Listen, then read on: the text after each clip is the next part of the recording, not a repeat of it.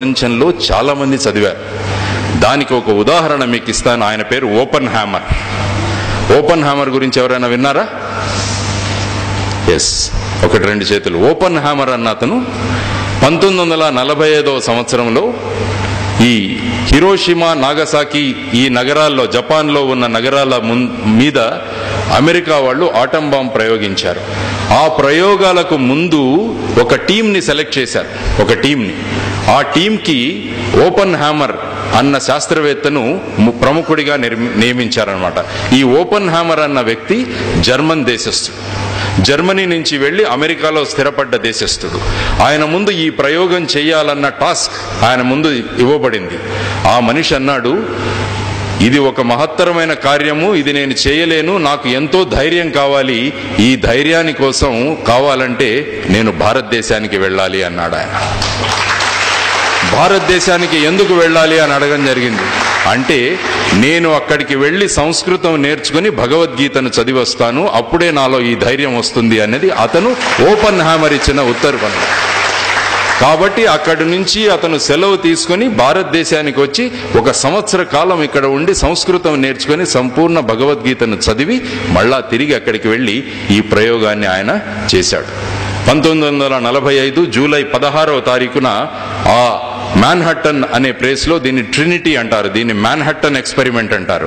ఆ ట్రినిటీ అన్న ఒక ప్రదేశంలో ఈ ఆటం బాంబ్ ఎక్స్ప్లోషన్ జరిగిందనమాట. అక్కడ ఆ జరిగినప్పుడు అక్కడ ఎంతో కాంతి వచ్చింది. అక్కడ ఆ ప్రయోగం చేస్తున్న కొంతమంది వాళ్ళ నోట మాట రాలేదు, కొంతమంది కింద పడి దొర్లుతున్నారు, కొంతమంది నవ్వుతున్నారు.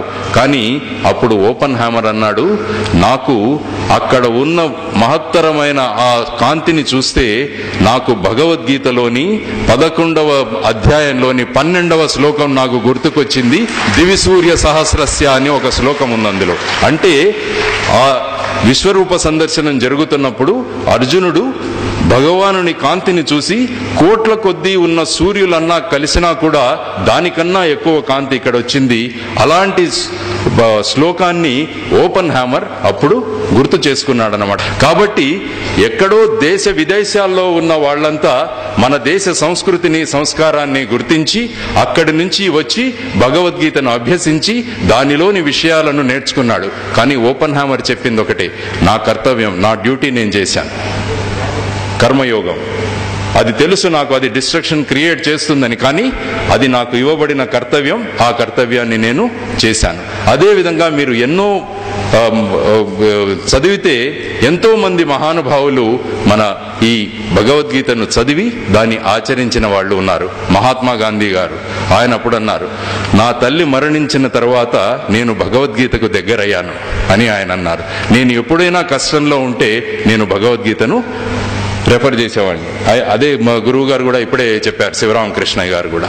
కాబట్టి ఈ విధంగా భగవద్గీత ఏం చెప్తుందంటే అన్ని జీవరాశులను ప్రేమించు అని చెప్తుంది. మీకు అన్ని జీవరాశుల్ని ప్రేమించు అన్నది మీకు భగవద్గీత